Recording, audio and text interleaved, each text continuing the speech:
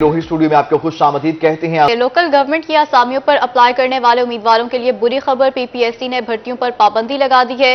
जनूबी पंजाब में local government की 615 आसामियां खाली हैं। खाली आसामियों में 18वें स्केल की 33 और 17 की 296 आसामियां शामिल है।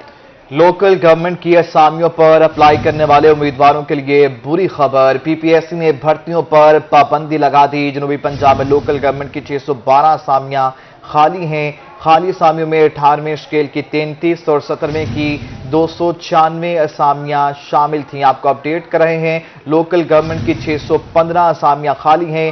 पीपीएससी ने भर्तियों पर पाबंदियां लगा दी हैं। नौकरियां ही नौकरियों से आस लगाए हुए जो शहरी थे, अब उन्हें मजीद इंतजार करना पड़ेगा। नौकरी के लिए 615 असामियों पर पाबंदी आयद कर दी गई। खाली असामियों में आपको बता रहे हैं कि मौजूद हैं तैयब साहब हमारे साथ मौजूद हैं। तैयब, बताइएगा क्यों पाबंदी आयद की गई?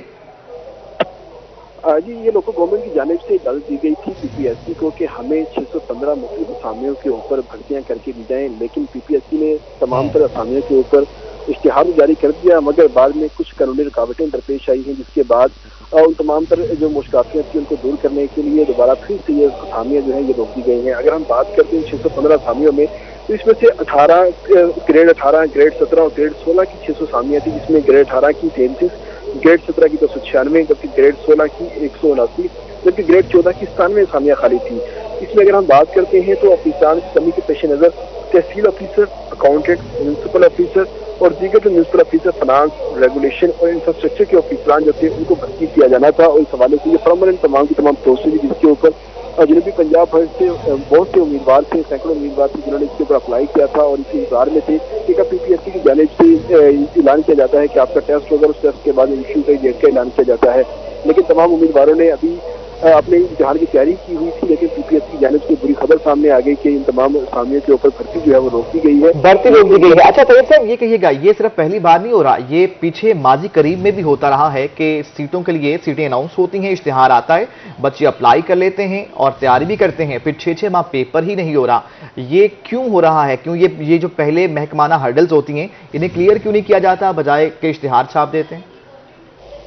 पहले तो पीपीएससी की जानिब से ये कहा जाता था कि कोरोना की वजह से ये जो तमाम मामला हैं ये मुलतवी हो रहे हैं, लेकिन उसके बाद पीपीएससी खुद स्कैंडल का शिकार हुआ और इसके पेपर जो है लीक हुए, जिसके बाद वो तमाम इम्तिहानात जो कि 1 या 2 माह के अंदर होने थे उन तमाम को मुलतवी कर दिया गया था, और 8 माह के बाद से लेके 1-1 साल तक ये इम्तिहान जो है तख्लील का शिकार हुए थे।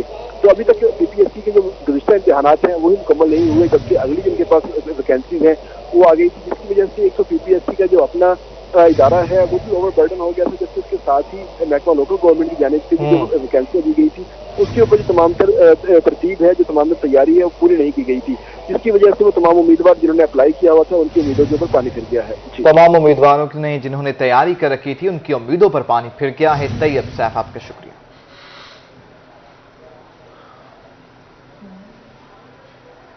बहावलपुर में खाद माफिया के खिलाफ इंतजामिया के एक्शन, महकमा ज़राअत के हमरा कार्रवाइयां हुई हैं। 34 ज़ख़ीराअंदोज़ गिरफ्तार कर लिए गए, 28 लाख रुपए के जुर्माने आयद कर दिए गए हैं, 60 के खिलाफ मुकदमा दर्ज किए गए। खाद महंगी फरोख्त करने वाली 40 दुकानों को सील किया गया। मजीद तफसीलात बता रहे हैं महमूद ज़हीर। जो यूरिया खाद जो इतनी कमी हुई है उसके हवाले से जब ज़ख़ीरा किया जाता है तो ज़ख़ीरा अंदोज़ों के खिलाफ जो महकमा ज़राअत मुतहर्रिक है उस हवाले से क्या अपडेट्स हैं? कितनी ऐसे ज़ख़ीरा अंदोज़ है जिन्होंने गंदम खाद ज़ख़ीरा की हुई थी उनके खिलाफ FIRs हुई, और कितनी ही खाद पकड़ी गई जो किसानों के लिए फिर सेल कर दी गई? इस हवाले से जानते हैं, डिप्टी डायरेक्टर ज़राअत हैं हमारे साथ मोहम्मद शफीक साहब जी, इस हवाले से बताइए। बिस्मिल्लाहिर्रहमानिर्रहीम। बहावलपुर में जब हमें खाद का प्रॉब्लम फील हुआ तो 13 नवंबर को गवर्नमेंट ऑफ पंजाब की हदायत के मुताबिक जो भी इसमें गैर कानूनी कोई ज़ख़ीरा अंदोज़ी थी या ओवर प्राइसिंग, उसके खिलाफ एक्शन शुरू किया गया। तो अब तक 60 लोगों के खिलाफ FIR दर्ज की जा चुकी हैं डिस्ट्रिक्ट बहावलपुर में, और उसमें से 34 लोग गिरफ्तार भी हुए हैं और 40 लोगों की जो उनके प्रीमिसेस हैं वो सील किए गए, और मजमूई तौर पे आज तक 28 लाख रुपया जुर्माना किया गया है बहावलपुर डिस्ट्रिक्ट में। और अगर हम बात करें जो हमने खाद पकड़ी है तो 20,000 बोरी DAP पकड़ी गई जो कि कंट्रोल रेट पे सेल की गई, और 27,000 बोरी हमारे पास यूरिया की थी जो कि कंट्रोल रेट पे सेल की गई। اور اس کا میکانزم کچھ اس طرح ہے کہ جو بھی کھاد ڈیلی آتی ہے اس کا گورنمنٹ آف پنجاب کا پورٹل ہے جس پہ کھاد اپلوڈ کی جاتی ہے، تو ہم اس پورٹل کے مطابق ہی کھاد کو ویریفائی کرتے ہیں اور اپنی نگرانی میں سیل کرواتے ہیں۔ جی ابھی آپ سن رہے تھے محکمہ زراعت نے جو کارروائیاں کی ہیں ذخیرہ اندوزوں کے خلاف اور کھاد ریکور کر کے جو کسانوں کو صحیح آپ کا شکریہ۔ مظفر گڑھ شہر کے گلجان آباد علاقوں میں سوئی گیس کی لوڈ شیڈنگ کا سلسلہ جاری ہے۔ شہریوں کا کہنا ہے ایل پی جی سلنڈر کی قیمتوں میں اضافے کے بعد گیس کی بھی لوڈ شیڈنگ ہو رہی ہے۔ عامر ڈوگر سے جانے کا، عامر بتائیے۔ جی بالکل، مظفر گڑھ شہر کے گنجان آباد علاقوں میں سوئی گیس کی لوڈ شیڈنگ کا ایک نہ رکنے والا سلسلہ جاری ہے، جس کی وجہ سے جہاں گھریلو صارفین پریشان ہیں، خواتین پریشان ہیں، ہوٹل پر کام کرنے والے ملازمین کو بھی مشکلات کا سامنا ہے۔ شہری ہمارے ساتھ بات کرنے کے لیے موجود ہیں۔ مجھے یہ بتائیے گا کہ عام شہری کتنا ڈسٹرب ہو رہا ہے سوئی گیس کی لوڈ شیڈنگ اور کن کن علاقوں میں ہو رہی ہے؟ یہ تقریباً پورے مظفر گڑھ میں لوڈ شیڈنگ کا مسئلہ ہے، خاص طور پر محلہ قیوم نگر میں، محلہ پیپل والا میں، ٹبی حسین آباد، روشن آباد، گلشن عزیز کالونی، گلشن مجید کالونی، ریلوے روڈ، فضل مل کے ساتھ تمام جو یہ جگہ ہیں نا سر، یہاں پر گیس کا بہت زیادہ پرابلم ہے، خاص طور اس وقت جب بچوں نے اسکول جانا ہوتا ہے۔ اسکول جانے کے وقت بالکل گیس نہیں ہے، پریشر ڈاؤن ہے، اور شام 6 بجے کے بعد تو بالکل گیس کا نام و نشان نہیں ہوتا۔ اور یہ جو سارے علاقے ہیں یہ ان میں خواتین کھانا پکانے کے لیے سارے پریشان ہیں، بچے لکڑیاں خریدنے پر مجبور ہیں، دیگر گھروں میں لکڑیاں کے ساتھ آگ جلائی جا رہی ہے۔ شہری اس حوالے سے خاصی پریشانی کا شکار ہیں۔ شہریوں کا یہ کہنا ہے کہ آج کے اس جدید دور میں بھی وہ لکڑیاں استعمال کرنے پر موجود ہیں، مجبور ہیں۔ آج کے جدید دور میں استعمال کرنی پڑ رہی ہیں۔ عامر آپ کا شکریہ۔ خانپور میں سوئی گیس لوڈ شیڈنگ کا جن بے قابو، گھریلو صارفین کو امور خانہ داری میں شدید مشکلات کا سامنا ہے۔ شہریوں کا اعلیٰ حکام سے گیس مسائل کے حل کا مطالبہ سامنے آیا ہے۔ مزید تفصیلات جان لیتے ہیں ذیشان ڈوگر سے۔ جی ذیشان۔ جی بالکل، خانپور شہر اس وقت گرد و نواح میں گیس کی لوڈ شیڈنگ کا سلسلہ جاری ہے، کیونکہ سردیوں کی آمد کے ساتھ ہی گیس کی لوڈ شیڈنگ کا سلسلہ شروع ہو جاتا ہے۔ جہاں پہ گیس آتی بھی ہے وہاں پہ پریشر انتہائی کم ہوتا ہے، جس کی وجہ سے گھریلو صارفین کو شدید مشکلات کا سامنا کرنا پڑتا ہے۔ ہم ایک کچن میں موجود ہیں، مزید اس حوالے سے ان سے بات کرتے ہیں۔ وہ بھی کافی دیر سے کوشش کر رہی ہیں گیس آ جائے، لیکن وہ ماچس کی تیلیاں اپنی خراب کر رہی ہیں، لیکن گیس نہیں آ رہی۔ بتائیے گا، آپ کافی دیر سے کوشش کر رہی ہیں، گیس کیوں نہیں آ رہی، کیا وجہ ہے؟ گیس کی لوڈ شیڈنگ روزانہ ایسے ہی ہوتی ہے؟ جی یہ روزانہ کا کام ایسا ہی ہے، نہ صبح گیس آتی ہے، نہ دوپہر کو، نہ شام کو۔ ہم مجبور ہیں کہ ہم باہر سے کھانا منگوائیں، صبح کا بھی دوپہر کا بھی، لیکن ہمارے اتنے وسائل نہیں ہے کہ ہم باہر سے منگوائیں، لیکن ہماری مجبوری ہے، گیس نہیں آتی تو ہمیں باہر سے کھانا منگوانا پڑتا ہے۔ تو ہماری گورنمنٹ سے اپیل ہے کہ کائنڈلی گیس جو مسائل ہیں گیس کے وہ اس کو جلدی سے جلدی حل کرے۔ جی بالکل، جیسا کہ یہ گھریلو خاتون بتا رہی تھی کہ یہ روزانہ کی بنیاد پر گیس کی لوڈ شیڈنگ کا سلسلہ جاری ہے۔ اس گیس کی لوڈ شیڈنگ کا انہوں نے اعلیٰ حکام سے مطالبہ کیا ہے کہ فی الفور لوڈ شیڈنگ ختم کی جائے، کیونکہ سردیوں کے ساتھ ہی گیس کی لوڈ شیڈنگ شروع ہو جاتی ہے، وہ کھانا باہر سے منگوانے پر مجبور ہوتے ہیں۔ بہتر، آپ کا شکریہ، آپ ہمیں اپڈیٹ کر رہے تھے۔ خانے وال چکی پر آٹے کی قیمت 2800 روپے فی من ہو گئی ہے۔ غریب کے لیے آٹے کی خرید بھی پہنچ سے دور ہو گئی ہے۔ مزید جانیں گے ندیم مغل سے۔ ندیم، 2800 روپے من آٹا کیسے کھائیں؟ اور گرد و نواح میں اگر آٹے کی قیمتوں کی صورتحال کی بات کی جائے تو چکی پر آٹے کی قیمت جو ہے وہ 2750 اور کہیں پہ 2800 روپے فی من پہ آٹا فروخت کیا جا رہا ہے۔ اس کی کیا وجوہات ہیں، اس پر ہم جانیں گے۔ ہم سے پہلے جو خریدار شہری موجود ہیں ان سے جانتے ہیں رہے گا کہ آٹے کی کیا قیمت ہے اور ایک عام آدمی کن مشکلات کا سامنا کرتا ہے۔ آٹے کی قیمت 2750 روپے ہے، جو کہ بہت مشکل سے لے رہا غریب لوگ۔ پہلے 10 کلو لے لیتے تھے، اب 5-5 کلو لینا پڑتا ہے۔ ہر چیز ہی مہنگی ہو رہی ہے اب۔ بالکل مشکلات کا سامنا ہے۔ آپ یہ بتائیں کہ چکی جو مالکان ہیں ان کو کوئی سرکاری کوٹا دیا جا رہا ہے، اگر دیا جا رہا ہے تو پھر اتنا زیادہ ریٹ کیوں ہے؟ نہیں سر، سرکاری کوٹا وہ 2 سال ہو گئے بند ہے، نہیں مل رہا ہمیں کوٹا۔ ایک بار ہمیں اپلائی کیا نہیں ملتا ہے، وہ گندم اوپن مارکیٹ سے خریدنی پڑتی ہے، اس کا ریٹ تقریباً 2400 میں پرچیز کرنا پڑتا ہے۔ پھر گندم کے ساتھ ساتھ بجلی اتنی مہنگی ہے، بجلی کو دیکھیں یا گندم کو دیکھیں، اس کے لحاظ سے ہمیں 2750 روپے آٹا من بیچنا پڑتا ہے، جو غریب آدمی کے لیے بہت مشکل ہے۔ اگر سرکاری گندم کا کوٹا ہمیں ملے تو ہم بھی جس طرح فلور مل کا ایکس ریٹ جو بنتا ہے 2200 روپے سبسڈی والا آٹا مل رہا ہے، تو اس کے لحاظ سے ہم بھی آٹا عوام کو دے سکیں۔ کوٹا نہ ملنے کی وجہ سے ہمیں زیادہ پریشانی ہے۔ آٹے کی قیمت زیادہ ہونے سے جہاں شہریوں کو مشکلات کا سامنا ہے، وہیں چکی مالکان یہ کہتے ہیں کہ اگر انہیں سرکاری کوٹا دیا جائے تو یقیناً ریٹ آٹے کا جو ہے وہ چکی پر بھی کم ہو سکتا ہے۔ مغل، آپ کا شکریہ، آپ ہمیں اپڈیٹ کر رہے تھے۔ ملتان میں محکمہ آثار قدیمہ کی سال 2019-20 کی اسکیم تاخیر کا شکار۔ 800 سال قدیم اور تاریخی مزار حضرت سخی سلطان علی اکبر رحمۃ اللہ علیہ پر تعمیراتی کام مکمل نہیں ہو سکا۔ اسی پر مزید تفصیلات بتا رہی ہیں سہیرہ طارق۔ جی بتائیے۔ तक मैं मौजूद हूँ मुल्तान के 800 साल पुराने मज़ार हज़रत सखी सुल्तान अली अकबर पर, और यहाँ पर तामीराती काम जो है वो जारी है। महकमा आसार कदीमा की ये स्कीम है, साल 2019-20 की ये स्कीम है जो कि ताख़ीर का शिकार हो गई थी। फंड्स ताख़ीर से जारी होने की वजह से 2 करोड़ रुपए की ये स्कीम है, जिसके तहत मज़ार पर तामीराती काम जो है वो जारी है। ये मज़ार खस्ता हाली का शिकार है। जगह जगह से इसकी जो फर्श और दीवारें हैं वो टूट चुकी थी, लेकिन इस वक्त यहाँ पर इसका नया फर्श जो है वो बिछा दिया गया है। ताहम अभी यहाँ पर 4 दीवारी का काम होना बाकी है, और इसके साथ साथ यहाँ पर तामीराती मटेरियल जो है वो मौजूद है, और लेबर जो है वो इस वक्त अंदरूनी मज़ार का जो अंदरूनी हिस्सा है वहाँ पर रंगो रोगन और नक्शो निगारी का जो है वो काम किया जा रहा है, जिसके बाद बाहर जितनी भी जगह टूट फूट का शिकार है उसको जो है वो दोबारा से मरम्मत की जाएगी, और यहाँ पर 4 दीवारी बनाकर इस मज़ार को जो है वो महफूज भी किया जाएगा।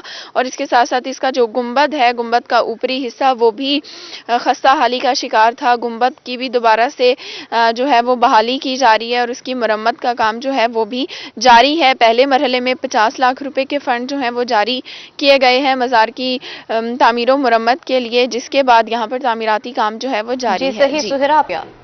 उधर मुल्तान जिला के चेहरी में डे केयर सेंटर न होने से खवातीन वकलाट सालिन के मसाइल कम नहीं हो सके। केसेस की पैरवी के लिए पूरा दिन अदालतों में रहने वाली खवातीन वकला ने नए मुंतखब अहदेदारान से डे केयर सेंटर बनाने का मुतालबा किया है। इसी हवाले से मजीद तफसीलात जान लेते हैं माहिर इमरान से। जी बताइएगा।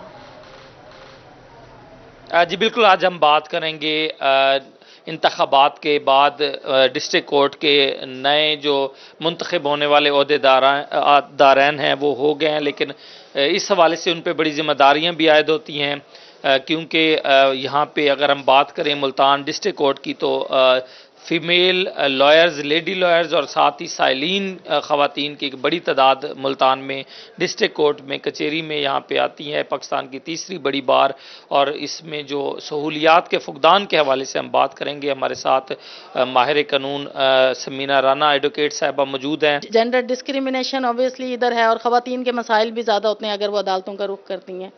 तो फैमिली केसेस में जो बच्चों की मुलाकात है उसके लिए बच्चों की अलहदा से या तो इवनिंग टाइमिंग्स हों या कोई ऐसा डे केयर सेंटर टाइप हो जाए कि जहाँ पे उनकी मुलाकात भी हो जाए और लिटिगेंट्स थोड़ा इजीली अपने बच्चों को वहाँ पे मतलब उनकी टेक केयर कर सकें।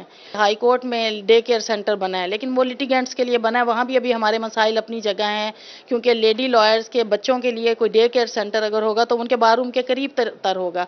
ये बहुत हट के बना हुआ है हाई कोर्ट वाला। अगर कोई कचहरी में डे केयर सेंटर बन जाएगा तो लेडी लॉयर्स के मसाइल के साथ मैं समझती हूँ कि हमारी जुडिशरी को भी बड़ा फ़ायदा होगा। इसमें डिस्ट्रिक्ट जज साहब को कोऑर्डिनेट करके हमारे प्रेसिडेंट और एग्जीक्यूटिव के साथ कोई ख़वातीन के लिए डे केयर सेंटर का तरजीही बुनियादों पर कोई बंदोबस्त करना चाहिए। बंदोबस्त करना ज़रूरी है, और इस हवाले से नई जो मुंतखब बार एसोसिएशन के अहदेदार उन पर एक बड़ी जिम्मेदारी आयद होती है, और एक मुतालबा भी बड़ी तादाद में फीमेल लॉयर्स और लिटिगेंट्स का सामने आता है कि फौरी तौर पर वो अपनी सही माहिर का शुक्रिया। बार एसोसिएशन फोर्ट अब्बास के वकला बरादरी की जानिब से मुल्तान में रोही के सीनियर रिपोर्टर अमजद मलिक पर कातिलाना हमले की शदीद मजम्मत की गई है। मजीद बात करेंगे नुमान सईद से। नुमान बताइएगा। जी बिल्कुल, बार एसोसिएशन फोर्ट अब्बास में जो है वकला बरादरी की जानिब से जो है मुल्तान में रोही के सीनियर रिपोर्टर अमजद मलिक पर जो है कातिलाना हमले की शदीद मजम्मत की जा रही है। फोर्ट अब्बास में जहां सहाफ़ी बरादरी और मुख्तलिफ कम्यूनिटीज़ की जानिब से जो है मजम्मत की जा रही है, इसी हवाला से जो है हमारे साथ सीनियर कानूनदार जो है शाहद बशीर चीमा साहब मौजूद है। मज़ीद इनसे जानते हैं। जी सर बताइएगा कि आज़ादी सहाफ़त पर हमला हुआ है, किस तरह मजम्मत करेंगे? जी बिल्कुल, मैं ये समझता हूँ कि इजहार राय की आज़ादी पे किसी किस्म का भी जो कदगन है ये नाकाबिले कबूल है, और पाकिस्तान के अंदर रह के लोगों के इतने मसाइल हैं, अगर कोई हक और सच की आवाज़ को बुलंद करता है, जिस तरह से ये रोही टीवी ख़ास तौर पर ये जनूबी पंजाब में जिस तरह से इन्होंने मजलूमों की तर्जमानी की है, अगर इनके किसी रिपोर्टर पर इस तरह से कोई हमला किया जाता है तो वो काबिल मजम्मत है। और मैं ये समझता हूँ कि इस हवाले से इंतज़ामिया की तरफ से अगर मुलजमान को अभी तक गिरफ्त में नहीं लाया गया तो ये इंतज़ामिया की भी सुस्ती है। हम किसी भी बतौर एक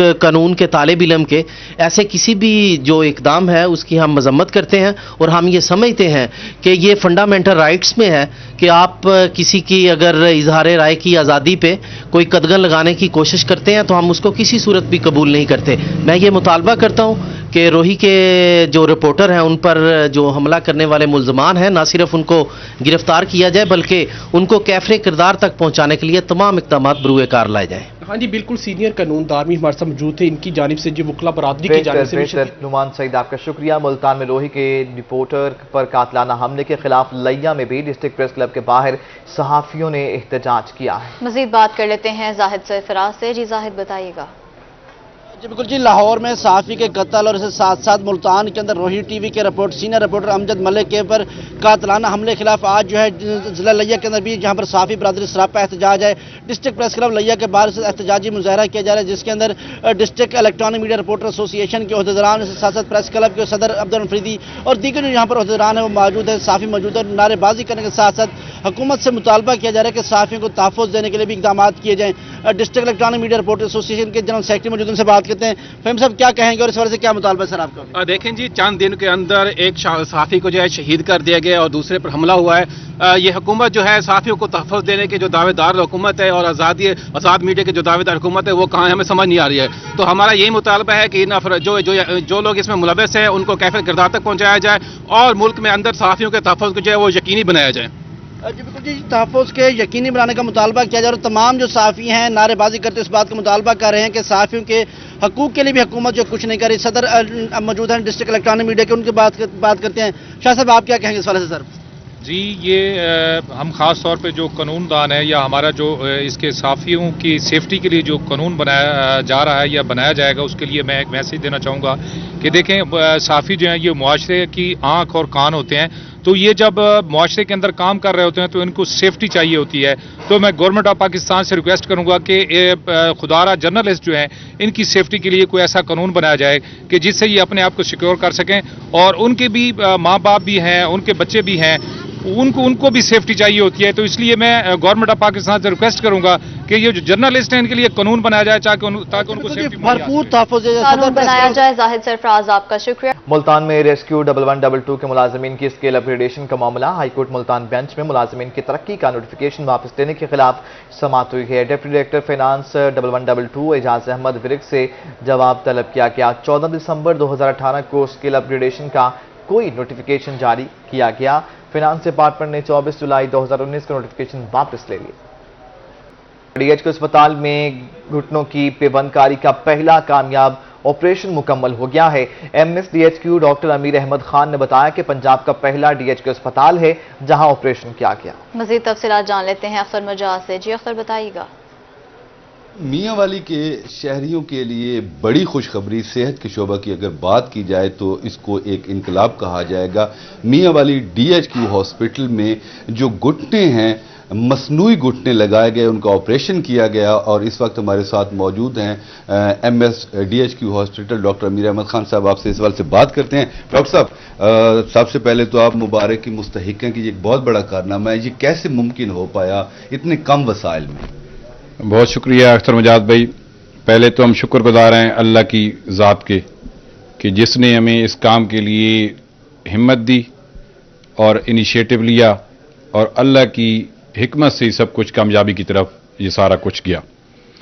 یہ ہماری سٹاف ہیں تھیلیسیمیا میں بڑے عرصے سے کام کر رہی ہیں، تو ان کے گھٹنوں کا ایشو تھا، تو ہمارے آرتھوپیڈک کی ٹیم نے ڈیسائیڈ کیا کہ ہم یہ کام کرنا چاہتے ہیں۔ میں نے کہا میں مکمل سپورٹ کروں گا، لاجسٹک کی بھی، اور جو بھی آپ کو چیزیں ہماری طرف سے ضرورت ہوں گی تو اس کے لیے اسپیشل تیاری کی، کیونکہ ہم سیکنڈری لیول پہ یہ پہلا ہاسپٹل ہے پنجاب کے اندر جو یہ کام کرنے جا رہا تھا۔ یہ ویسے تو روٹین کی چیزیں ہیں ٹرشری کیئر کے لیے یا جو ہمارے بگ سیٹ اپس ہیں ان کے لیے، لیکن سیکنڈری لیول پہ ڈیفینیٹلی ہمارے لیے ایک بہت بڑا کارنامہ تھا۔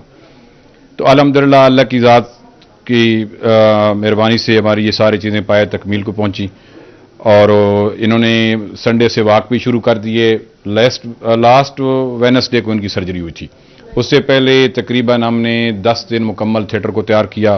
اس میں اسٹیرلائزیشن کے لیے ہمارے کنسلٹنٹ آرتھوپیڈک سرجن کی ٹیم جو تھی ادھر، انہوں نے، ان کے الائڈ سٹاف نے، ساروں نے ان کو بیک اپ بھی کیا ہم نے، اور ان کی ہمت ہے اور انہوں نے انیشیٹو لیا، ہم نے سپورٹ کیا، تو الحمدللہ یہ سکسیسفل رہا۔ और अभी हम एक पिपला की पेशेंट दाखिल कर ली है, उसके लिए हम वर्कअप कर रहे हैं। जी, मरीजा भी हमारे साथ मौजूद हैं, आपसे भी इस सवाल से बात करते हैं। क्या कहेंगी, आपका ऑपरेशन हुआ, क्या महसूस करती हैं, चलती फिर रही हैं, क्या कहेंगी इस हवाले से? मैं बहुत अच्छा महसूस कर रही हूँ। पहले बहुत ज़्यादा पेन होती थी जॉइंट पे, तो अब नहीं है। पहले चलने से पेन बहुत ज़्यादा थी, अब मैं जब मंडे से चलना शुरू किया तो इतना ज़्यादा नहीं है जी। और जी बिल्कुल, जैसा कि आपने मरीजा की बात सुनी कि वो बेहतर सही अख्तर मजाज, आपका शुक्रिया। रोही स्टूडियो से फिल वक्त इतना।